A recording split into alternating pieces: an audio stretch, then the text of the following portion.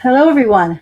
This is Yehuda Shamroth from Ramat Beit Shemesh, Israel. Welcome back to Wellness Wednesdays. Today, I'm a little bit an hour later than I usually am at 11. Today is 12. I had to volunteer today at a Soldier Refreshment Center, so it put me off by an hour. But as long as I stick to Wednesdays, I find that I don't throw people off too much. So I hope you don't mind that I'm an hour later than usual. You're probably watching the recording anyway. And if you're new to us, welcome to the program. I usually talk about health topics of all sorts and interview all kinds of interesting people to talk about everything from food to diets to exercise and fitness to the latest research going on out there about supplements and what's causing all kinds of our modern diseases, which we have plenty of. So look at the YouTube channel, like, click, and share, and we'll get more topics. And please recommend what you would like to hear and what you would like to see and what maybe guests you'd like to have. And if you'd like to be a guest on my show, please contact me privately. Today's topic is something interesting. It's called, the topic I chose for today is CBD oil. What is it? What we know and what we don't know. CBD oil is otherwise known as cannabidiol. I won't say it right. Cannabidiol.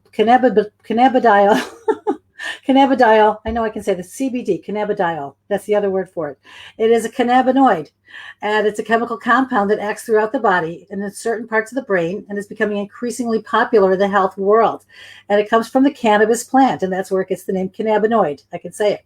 In fact, the plant got the name because it had psychoactive properties back in the 1960s, even before that, and probably in the 1930s. And my grandmother told me that people were smoking marijuana. As you know, cannabis is marijuana.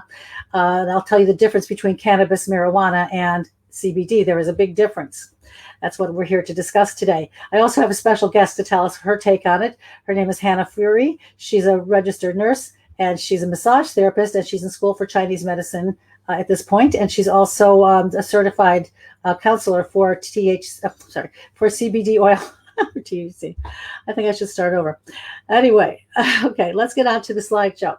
I have some things to talk about CBD. I learned an awful lot from this, and I hope that you also learn a lot as well. Okay, here we go. Cannabidiol. I can say it. Okay, CBD. What do we know about CBD anyway? We know that there are two different kind of components out there. One is CBD and one is THC.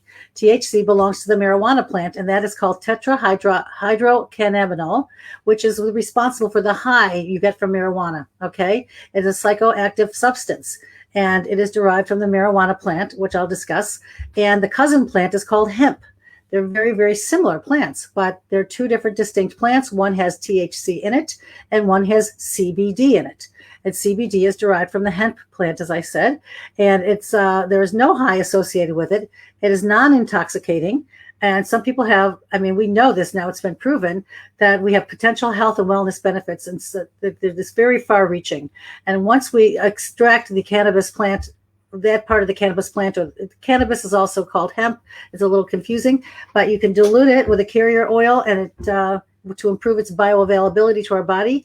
And as you can see from this slide, the most popular use for it initially was to treat anxiety disorders, post-traumatic stress, addictions, and schizophrenia. So it was mostly neurological disorders that it was first used for. And in fact, the biggest study that was made in the 1980s was proven that CBD oil was very effective in controlling seizures in children.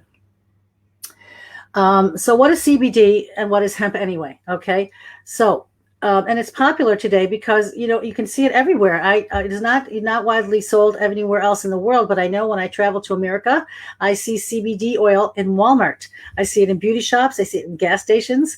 I see it in addition to those head shops that sell marijuana products and smoking products. Also, you see it in the pharmacies. And I learned a lot about the CBD talking to the pharmacists who would sell it as a product. And I did a lot of research with them, just talking to people who use it, also the end users.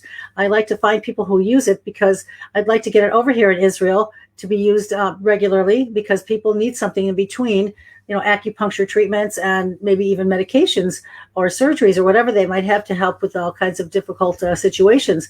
We know that it has great anti-inflammatory possibilities with this CBD, and so therefore it's very good at healing pain conditions. And I'm not sure it's even healing, but it certainly gets people through their week. I know people, there's a distinction between the CBD and the medical marijuana, obviously, and it's very widely used, medical marijuana here in Israel. And in fact, most of the research and the best research in the world on CBD is done here in Israel, but it's still not legal here yet. And I know they're working on it. I know they're trying very hard. And I know if you bring it over here in your suitcase, they don't say anything to you. If you're using it, that's fine. And as long as you're not, producing it here just yet. And I think they do produce it and export it, but I'm not one of those powers that be can figure out exactly what's going on. But I know it is in the works that it's going to be much more legal here. And it should be in every single pharmacy as far as I'm concerned. And when I get through this report, I think you'll see why. So, what I said before is it's so popular because it's best known for its ability to reduce anxiety. It helps people go to sleep. It helps relieve pain. So since extensive research has been done since the 1980s, we now know that CBD has such far-reaching healing abilities and medical benefits, which include but not limited to seizure control, anti-inflammatory effects, and anti-anxiety. So, and perhaps more significant, THC and CBD are both found in hemp, but the THC concentrations are very low. So you cannot buy a CBD product without any THC in it. But THC is, by law in America, you can sell it, the CBD oil now, but it has to have less than 0.3% THC in it, which is almost such a minimal amount. It shouldn't have any effects on people. There might be someone who has an effect on it. It might make you sleepy. But other than that, there's no psychoactive high effects from CBD oil, even with less than 0.3%. So let me just share another screen here. If I can find it. There we go. We'll go to flip over to the next. There we go. So CBD is cannabidiol, as I said. It's one of the many active compounds. There are 400 or more active compounds in the marijuana plant. And the plant is actually called, I've got the name here. Okay. I don't know why I lost it here. But the plant is the cannabis plant. But there are two different strains. And one is got CBD in it and one has THC in it. Okay. So the cannabis plant has THC and the hemp plant has CBD. They kind of look alike, so you have to be very careful. So again, there are 400 some active neuro and psychoactive components to the plants. And when they're taken to the laboratory, they can be dissected out. And there's so many different components even within the CBD plant. There's CBD 1 and 2, which I'll talk about, and also in the marijuana plant, THC. And really, there's so much healing properties to these things. It's just almost no end. There's more and more research, and you can isolate it out to different. You could take every single component. It's just too expensive and too difficult to do. But you could isolate out a CBD oil just for seizures, and a CBD oil just for headaches, and a CBD oil just for GI problems, and so on, and pain. Osteoarthritic pain, but it's just too expensive and too difficult to isolate all those different components. But the reason why I can treat so many different issues is because we have a system in our body that receives this kind of product very, very readily, and I'll discuss that. It's called the endocannabinoid system. Okay, so CBD's popularity skyrocketed because of its therapeutic effects, and there's plenty of it, and it's very profitable. You have to watch out for that because there's a lot of people that are trying to jump on the bandwagon of selling it, growing it and selling it. And it's like a supplement. It's unfortunate. It's not being regulated yet all over the world until in America. It's starting to be regulated now by the FDA, I believe. And it was illegal to grow hemp for many years until there was a farm law. It was called the Hemp Farming Act in 2018. And it reclassified hemp as a highly controlled Schedule I substance. But it was they were allowed to grow it. So now people can grow hemp in their backyards, in their fields, and everybody's extremely excited about this because everybody wants to get a quick, rich scheme going. And it's just you got to be careful because a lot of it's not regulated. So you have to know that there are different. You have to whatever CBD product you just choose to buy. You have to make sure it's been sent to third-party testing stations, which I'll talk about later. But there are some fakes out there. In other words, you have to be very, very careful. Just the same way with supplements. You don't even know if all the time the vitamin D that you get is the same one you're supposed to be taking, real true vitamin D, or any of the things that we take for our zinc and all those different things we're taking now for stepping it up, of course, now during Corona times. Okay, so clinical studies started on this back in the 1980s. I want to talk about the studies for a minute. So, but they're studying more and more because people are demanding, they want to have it available to them. So it became commercially available in different formulations. and several health conditions are being able to be treated by it. So it's out there for you if you want it in America. We will talk about dosage later. It's dose dependent, and people respond differently to it. So you have to almost trial and error. You have to take. We can take it in different forms, which I'll discuss. But because there's such drug abuse, and addiction out there, I think this is another motivation for the United States government to get involved in it, because we have a crisis of opioid addiction right now, and we have to have some kind of alternative to help people with pain. I myself take care of very many pain patients, and they don't always want to be stuck with needles. I don't blame them. I had a doctor and a rabbi, the very famous man, who I was going to his house twice a week to treat him. And he's elderly man. He passed away now, but he had very bad fragmented vertebrae in his lower back, and he's in constant pain in his late 80s. And nobody's going to operate on him because he's elderly, and he's too fragile. So I gave him some CBD oil that I had brought home from America that helped him in between the acupuncture treatments. And he said to me, "Do I have to see you for the rest of my life?" And I said, "Yes, you do. You have to see me for acupuncture, and you have to take CBD oil the rest of your life. Otherwise, you're stuck on narcotics," which he was having very bad reactions to. You can imagine an elderly 80-something-year-old person, and anybody, but especially an elderly old man, is not going to do well with a chronic narcotic addiction. And you might say, "Oh, give him what he needs because he's at the end of his life anyway." But it really was terrible for his quality of life. He couldn't get out of bed when he took narcotics, and he felt like he didn't want to be addicted to it either. And he couldn't stand straight, and he couldn't eat. It was not good for him. So the solution for him was a CBD oil and in between acupuncture treatments. Okay, so this plant is called the Cannabis sativa plant. Thank you very much. I finally hit out. That was the beginning of my talk.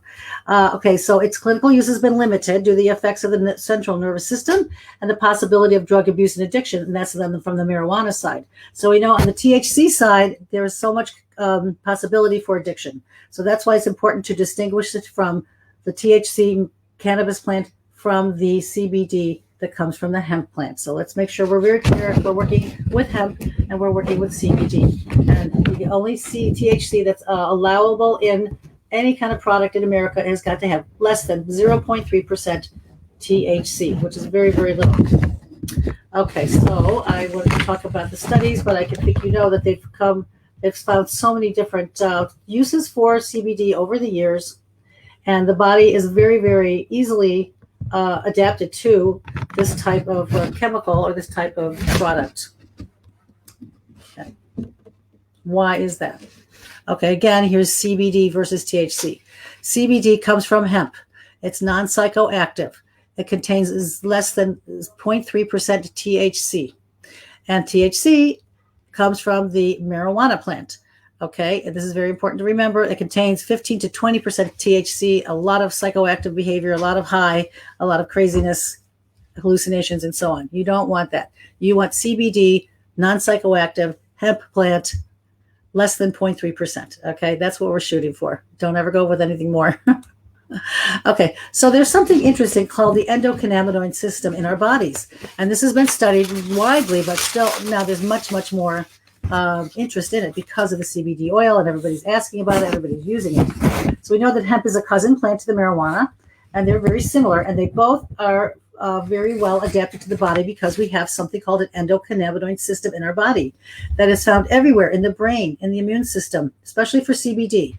And it's like these receptors that accept CBD. And CBD is split up between CBD 1 and 2, and there's many more components, by the way. But the basic ones, we don't even know what 1 and 2 really stands for. They're chemical terms. They're in the laboratory terms. But for our purposes, right now, we know about CBD 1 and 2. Okay, and there are receptors in our own system, in our own bodies that will accept the CBD to help us with all kinds of medical issues. So the CBD1 affects the brain, the immune system, the lungs, the vascular system, the muscles, the GI tract, the liver, the pancreas, reproductive organs, bone marrow. Okay, and the CBD2 is another component of CBD, which also affects the immune system, but also the skin.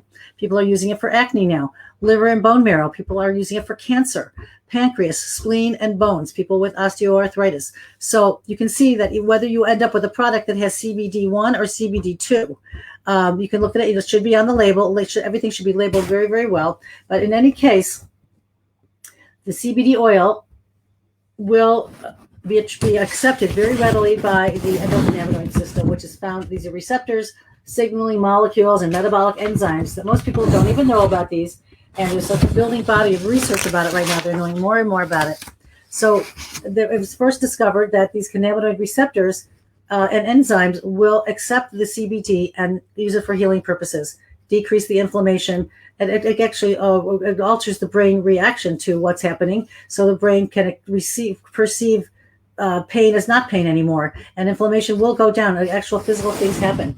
And there are different types of cannabinoids also, but we don't know a lot about them to discuss, in depth, except we do know that we do have the system in our body anyway. This is what our own natural pain pathways are comprised of.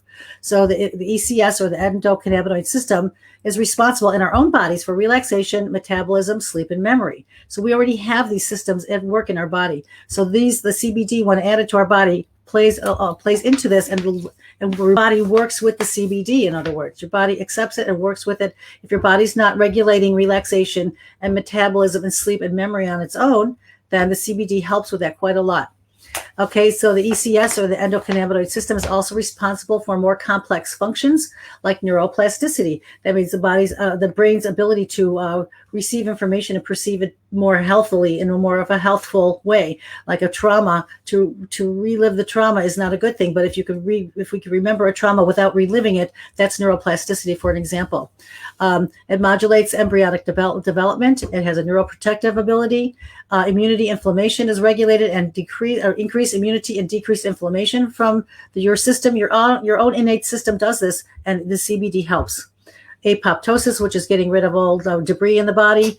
Carcinogenesis, getting rid of cancer cells and stopping them from propagating further. And pain and emotional memory, all these things your body does naturally anyway, innately, without help, unless you're sick. And then when you need help, something like CBD can help regulate all these functions. This is a little bit more of a complex slide. But what I do like about it is that it talks about omega-3s involved in this too.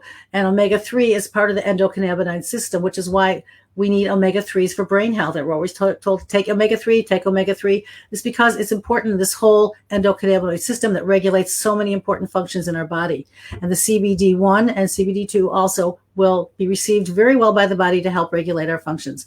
And in the bottom left, you can see this is our basic functions of the endocannabinoid system is healthy inflammation response. That's what you want. You want to regulate your sleep. I know I'm being repetitive, but it's real important. It regulates memory, gut function, metabolic processes, and stress responses. And CBD oil can help with that if your body's not functioning at its maximum. I'm going to take a sip of water. Okay, now you might see the products out there called hemp oil, and you might see a product called CBD oil. So they're very similar, but the CBD oil is a little more active when it comes to pain relief and anti-inflammatory responses. So the hemp oil is they're not the same. Okay, they come from the same plant, but they're different distillations. So hemp oil is made from processing hemp seeds, and it's a good source of protein and vitamin E. It's more like taking a supplement for vitamins and protein, and it does have nutritional content. But the CBD oil does much, much more. It's made by extracting the oil. There's a lot of different processes. The best one I heard was CO2, carbon dioxide. There's a lot of different ways to extract the oil, just like you do with essential oils, by the way. You take the plant and you extract essential oils. CO2 is the best way. It's the healthiest way. And with CBD oil is a little superior over the hemp oil. It's going to be more expensive as well because it helps regulate the biological functions, including mood, pain, appetite, hormones, sleep, etc. And the CBD oil will have much higher content of CBD, and it can be called CBD oil or cannabinoid oil, and it's primarily used for medicinal purposes, whereas the hemp oil is just used it's a good massage oil, and it's good for nutritional supplements. Okay, what we want to really know is what are the medical uses for CBD oil these days? There really almost no end. I'm looking for something here that is going to be helpful. I'm supposed to be following this script, but I never do. Okay, medical uses for CBD oil. As you can see from the slide, arthritis, Fibromyalgia, lupus, anxiety, depression, epilepsy, cancer, schizophrenia, Crohn's disease. How can one oil do all of this? Because we have different receptors all over our body in the endocannabinoid system. So the receptors in the GI tract will accept the CBD oil and start healing and decrease the inflammation for gut problems like irritable bowel syndrome.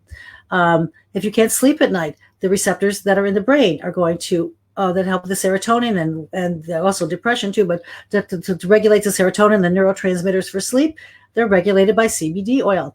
I can't speak to schizophrenia. I don't have experience with that.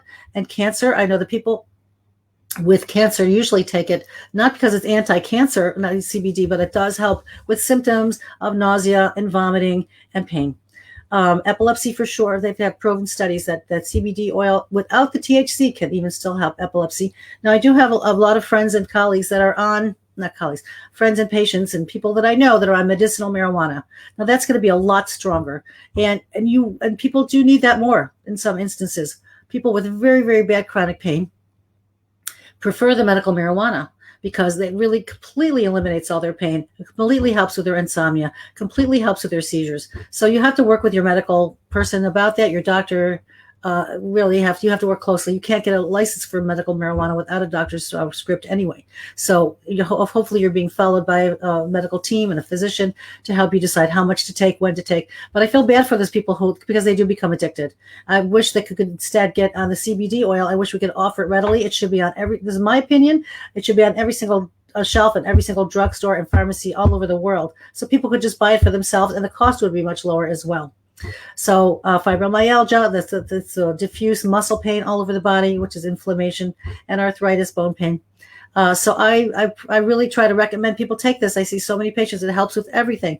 And it may not cure it completely, but it sure helps you get over the hump of terrible pain, terrible insomnia, difficulty going to sleep, difficulty with anxiety and depression and things like this. So just want to let you know that I'm all for this. And when it becomes legal in Israel, I'm going to be very excited. I'm going to be the first one to give it to you. I do sometimes give it to people if I have enough and I brought home. How do you take it? A lot of people take it by the oil underneath their tongue. There are other ways you can take CBD. You can use the oils. Again, they're called tinctures, the creams and lotions. You can use it topically. I do a lot of massage as part of my acupuncture treatments. And I always use CBD lotion or CBD oil to do the massage with, and people feel very much relief. You can take capsules and pills. You can take little gummy bears. There's gummy bears for sleep. There's vaping, which you can inhale, which I don't recommend. It goes right to your system, but doesn't last as long. So that's not really a good way to take it. It's not good for your lungs either. So anyway, without further ado, I want to introduce my friend Hannah, who is out of Israel at this moment. I think she's in New Mexico. So we had to do a pre-record. So just to wrap up, I just want to say that it's not legal yet here in Israel, but it's on its way. We know that CBD helps us because we have this own system already innately in our body, ready to receive the CBD oil to help us regulate all of our important systems. We know we want to stay away from the THC. That's from the marijuana plant. We know we want to choose only the CBD from the hemp plant. And is it safe to take? Yes, the safety has been proven. You had dose dependent. What's good for me is not going to be good for you. I might need a little bit and it'll make me feel relief immediately. And you might need a much, much stronger dose. So you have to look these things up. You have to discuss it with your healthcare person, your nutritionist or your doctor about how much CBD you could take and safely. And I know there's a lot of recommended doses out there. I know I'm used to dealing with bottles that have 1,000 milligrams and 30 milliliters, 30 cc's. And people take about, I guess, in 6 drops at a time until they feel relief, and it varies to person to person. And if you do have a bad reaction, you just stop it. It's not going to stop your heart, God forbid, or have you kind of an anaphylactic, usually not an anaphylactic response. I've never seen that happen, although anything's possible. So just make sure you test it out very well. And when you go buy your products, buy a product, you can look it up online to see if they have been third-party tested. This is very, very important because anybody and their brother and their mother can go put a label on it and say, I made my own CBD oil, here it is. So you really want to make sure it's been third-party tested to make sure it has the amount that it says it has in there. You can get a fake product. So again, this is still a work in progress. We're looking forward to the time when we have a real reliable place to go to buy the CBD and it's readily available for everyone. And I just hope that we learned a little something from this presentation. And now we will talk to Hannah. and hear our interview with her. Now it's time, and for me to be very privileged to introduce you to a dear friend and colleague, Hannah, otherwise known as Annie in some circles, Furie. Hannah is a friend of mine from Israel. She happens to be out of the country right now. She is a registered nurse also, like me, and she's got a common interest in helping people and furthering her education. She is a massage therapist. She is a registered nurse of 38 years, and she's now back in school in the Chinese medicine program here in Israel. And on top of that, she is a certified cannabis educator. So welcome, Hannah. Thank you for joining me today. Hi, Eudice. Hi, where are you right now? Where in the world are you? I am in Albuquerque, New Mexico, the beautiful state of New Mexico, the USA, visiting with my 92-year-old dad, my 2 daughters, and grandchildren. Wonderful. Enjoy yourself. We'll look forward to your return, but we understand why you're gone. Listen, we've been through a series of slideshows on what exactly is CBD and the cannabinoid system and why it's such a popular thing now, and some studies about it. But I'd like you to tell me your history regarding your educational background and what led you to being interested into CBD, to learning about CBD, becoming certified, and what you plan to do with your certification and how you're helping people with it. Okay. Let's see, I've been a registered nurse for 38 years, and my field has been mostly women's health. I think my cannabis education started when I figured out that both my daughters were using cannabis quite a bit, especially one of them, and realized that it was really for medicinal purposes. At the time, I encouraged her to go get her medical cannabis card because we do have medical cannabis in the state of New Mexico. And I realized she was putting herself in danger by trying to buy cannabis on the streets, severe danger. So we went to a doctor who certified her for certain reasons. And she received her card, and later she entered the field of being in a cannabis dispensary, working as an employee. Later, my mom was diagnosed with cancer, and I learned how to make what's called Rick Simpson oil, which is a very, very strong, I don't know how to say it. It's a strong form of cannabis, and we used a pound of Colorado bud. And we made it in my backyard under the supervision of somebody who knew what they were doing. And it's very toxic to make it. And it did not, it wasn't the cure for my mother's cancer, but it gave her a lot of relief in terms of being able to sleep and getting rid of some of her I don't know what you would call it, some of the symptoms that the cancer affected her with. And so I started to see the benefit of that.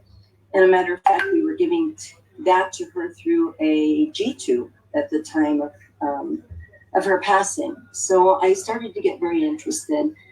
And I realized that even if it's legal, there's a problem with people accessing this CBD or THC or cannabis. I went to a conference, a medical cannabis conference, and I met Dr. Dustin Sulak there, and that's who I'm certified under. And he was interested, he was a pain doctor, he is a pain doctor. And he noticed that some of his patients stayed on the same amount of narcotics, and some of them needed increasing doses of narcotics in order to control their pain, and he started to question them. And he found that the ones who were steady on their on their narcotics were also using cannabis. So that's kind of how I entered it, because in the United States, there's quite a crisis in pain pill addiction and overdose. And I thought, if this is the key to pain pill addiction, I want to know more about it. I then I took a class from a woman whose name is Jo Farrell, and she owns Herbal Edibles here in New Mexico. And she became my cannabis mentor. We have a long relationship. And she's really the one who has been educating me on cannabis. And then I took Dr. Sulak's course, which anybody can take it. It's very, very interesting. It's well worthwhile. And monthly, he does a review of the literature about all the new literature research coming out on cannabis. And that's kind of been my path. Thanks for asking. Yeah, no, it's It's a very big deal. interesting because you had a real personal interest in it, and also you have a professional interest in it.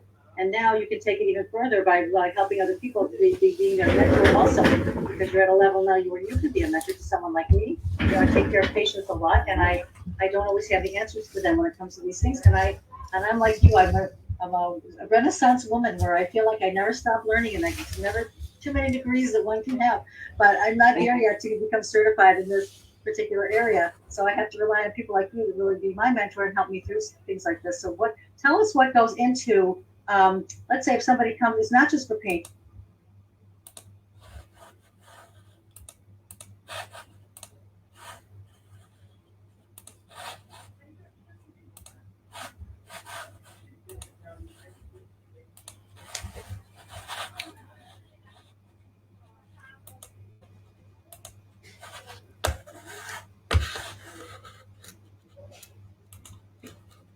Pain, correct? What other areas can CBD oil be useful for? Well, you can't talk about CBD without also talking about THC also. Okay. But the cannabis plant, as you went through in your slide, there is an endocannabinoid system, which many of us never learned about in nursing school, medical school, and all the training. But it is one of the primary systems of the body, and it is in all the body organs. It also affects the serotonin system. So when a person, so you're not just treating the endocannabinoid system when you use cannabis. Could you ask me again what you wanted me to follow? Well, I was wondering, like, how actually, here's another question that can go along with that. Like, what are the uses for CBD that you see most useful? Because there's so many things they say that goes everything from A to Z. But what have you seen is really most helpful with? And not only that, how can one oil address all those different symptoms and situations? So the reason one plant can address all that is because we have receptors throughout our body. Okay. So I've seen it used for like colitis or irritable bowel because there are receptors in the gut. A lot of people will use it for anxiety. It's very effective. The CBD especially is effective for anxiety. I've seen that. Pain. And also externally for pain. People don't think about this, but you could put this on a painful part of the body. There are many CBD receptors in the skin. So it is highly absorbed through the skin, not necessarily THC, but CBD is highly absorbed through the skin. So when I do my massage treatments, I do use CBD oil on the affected parts of the body.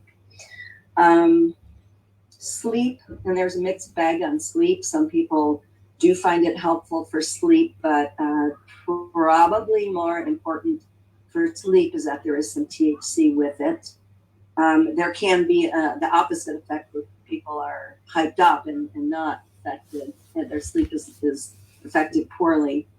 I think a lot of what we see is there's a decreased anxiety, so that allows a person's body to sleep better or to heal better because the anxiety level is decreased. Mm-hmm. Obviously, it's used for epilepsy and seizures, and that was some of the earliest uses and the earliest research was done on epilepsy and seizures.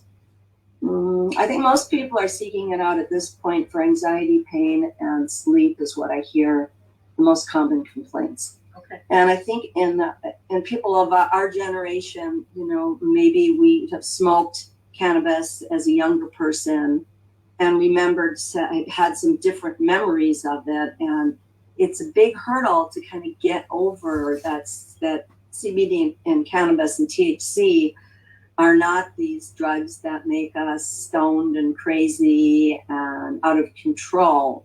And that we're using them for medicinal purposes, and that it can be used in a very controlled and helpful way.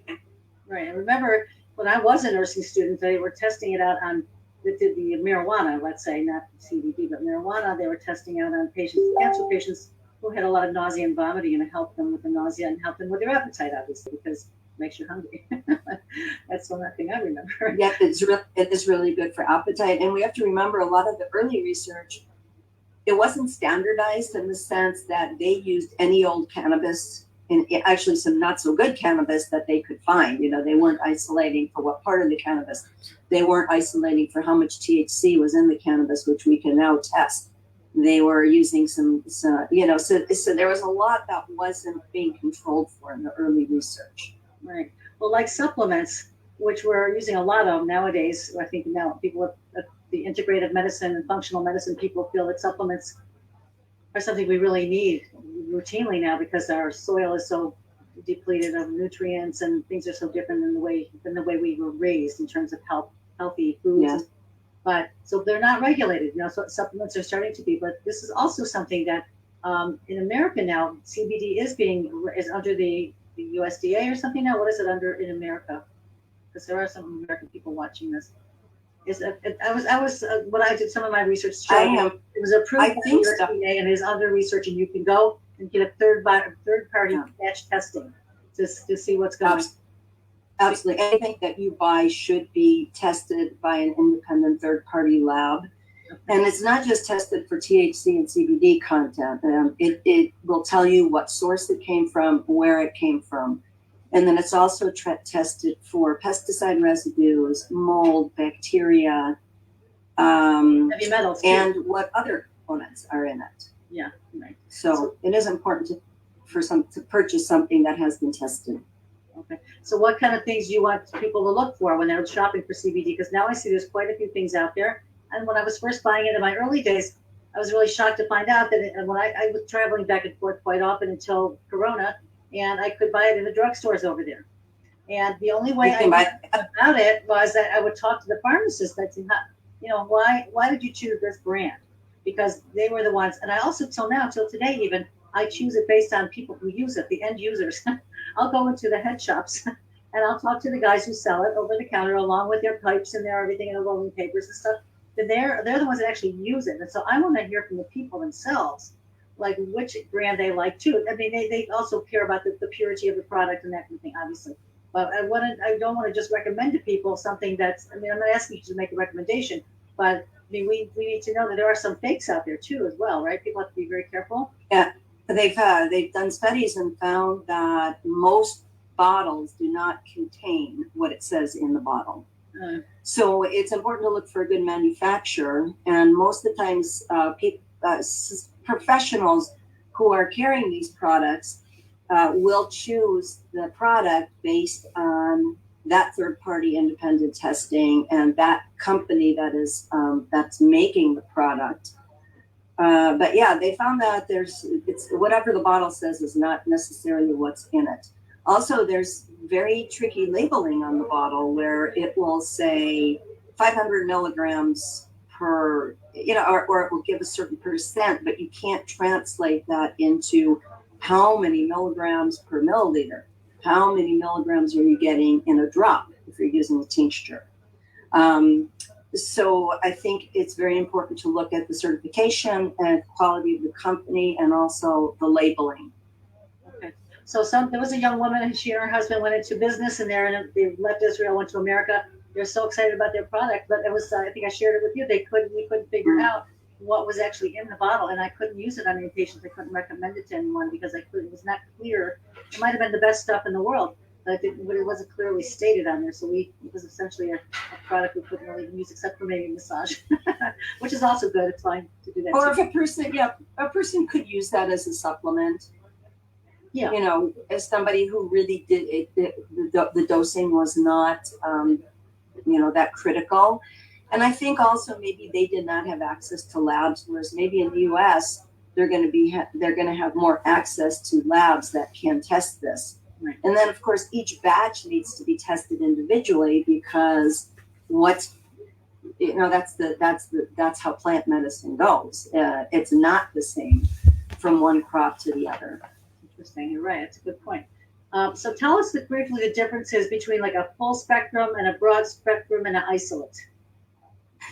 Now, I think there's a lot of confusion on that. Let's start with the thing that's the most clear, which is an isolate.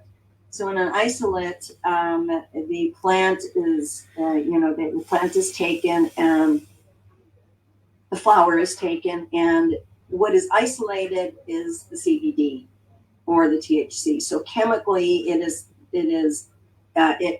in most medications, chemically, the CBD is extracted, and then it is in a crystalline form, so that when it is reconstituted, somebody would be able to tell exactly how many milligrams is in there. That is really good for people who might not want any THC. They might be sensitive to it. They might have random drug testing, as we did as nurses in their employment. So CBD is not those are the kind of people that use CBD, or somebody who doesn't want any THC. So broad spectrum and full spectrum are a little bit interchangeable. I think what we really need to get back to is what is in there. So the medication can come either from hemp or from cannabis. When hemp is now legal in the United States, but it is regulated that the flowers have to have less than 0.03%, I believe, of THC in it. So when the extracts are done from hemp, there's less THC in there, which some people want, and some people really want the THC. So I think we also have to talk about terpenes. So terpenes are what gives the plant its odor. And terpenes are not only in cannabis. They're in your lavender flowers. They're in sage. They're in all kinds of plants. And they are the volatile essential oils that make up the smell of the plant. And they also medicinally affect the way that the plant affects the body. So in a full spectrum, they have not taken anything out. There's the THC is in there the way it occurred, and the terpenes are in there. What you'll find in a lot of manufactured products, however, is that these things are taken out, the terpenes are taken out, and they actually, to manufacturers, they sell terpenes. To put terpenes back into the product and re-terpenate it because they're medicinal and because people enjoy that part of the experience. So broad spectrum and full spectrum kind of, I don't know if there's an exact definition of that, but with the broad spectrum, they can go and put back in THC, they can put back into the product terpenes. So we were talking about that. What is your understanding from your research? Well, it was definitely, they didn't say that you could put it back in. I didn't read about returbanation or anything, but it felt like it was a level of gradation. Like the full was had the most THC, and the broad spectrum was most of it taken out, but you can't guarantee it. And then, of course, the isolated one, the isolates, was completely, like you said, as little in there as possible, because we don't want to ever get that to children and people who would be badly affected by it. But I want you to just explain the difference between the hemp plant and the marijuana plant. They are cousin plants, from what my understanding. They're like from the I don't know that much, but I think that probably cannabis was domesticated from the wild hemp plant, and hemp was a big product, a big cash crop in the United States for many, many years until it was outlawed. This year, hemp has become legal again. But, for many people, they believe hemp is the product that's going to save the world. I mean, we can make fibers from it. We can make paper from it. We can make cloth from it. It grows very, very quickly. It replenishes oxygen into our environment. And so there's broad-ranging implications with the hemp plant. But it does not have a lot of THC naturally, and it does have some. It's not like any at all. It's traced, but it is now it's being bred because it's being bred to have certain amounts of THC or certain amounts of CBD, just like we've done with the cannabis plant. We have bred it to make all different kinds of varieties that have very interesting names associated with it. and have certain percentages of THC and certain percentages of CBD and a certain terpene profile. So that when the consumer goes to buy these things, it's all written out and they can examine that. And people are receiving medical cannabis in Israel also, from what I've seen from friends, packages that they buy at a pharmacy, it is also very well laid out, the terpene profile and how much CBD and how much THC. And of course, there's so many components to the plant that we haven't even discovered yet. Like a really big one now is CBDA and CBDG. And CBDA is supposed to be even more medicinal. It's much stronger than plain CBD. And now it's CBDG, and we keep discovering more and more components of this plant. Okay, well, we only have a few minutes left, but I just want to tell people that you are going to be available in every country for consultation on the phone or in the email or WhatsApp. Is that how would you like to be reached? I would love to be reached by email or through my website, which is cbdroadrunner.com, or my email, which is dragonflyhana7@gmail, which I'm sure we'll have to write. Yeah, I'll write it out of the live chat. I really want to thank you for taking your time, especially all the way over there, and a different time zone for you and different time zone for me. Dinner time for me, it's breakfast time for you, right? That was probably the best way to work it out. And we miss you over here in Israel. You should get back here soon and safely. And thank you very much for clarifying so much and enlightening us on CBD oil and the uses of it. Thank you so much, Hannah. Okay, thanks, Yehudis. Good to see you. Hi, thank you. Thank you.